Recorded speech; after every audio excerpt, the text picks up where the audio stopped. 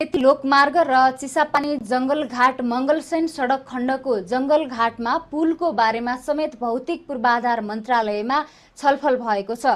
सुदूरलाई दूर हुन नदिने कुरामा सरकार प्रतिबद्ध रहेको छ।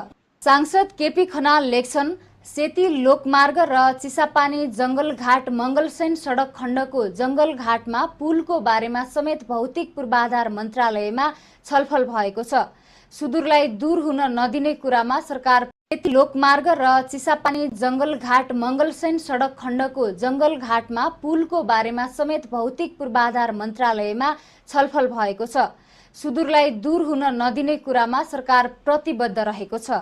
सांसद केपी खनाल लेख्छन्, सेती लोकमार्ग र चिसापानी जंगलघाट मंगलसेन सडक खण्डको जंगलघाटमा पुलको बारेमा समेत भौतिक पूर्वाधार मन्त्रालयमा छलफल भएको छ। सुदूरलाई दूर हुन नदिने कुरामा सरकार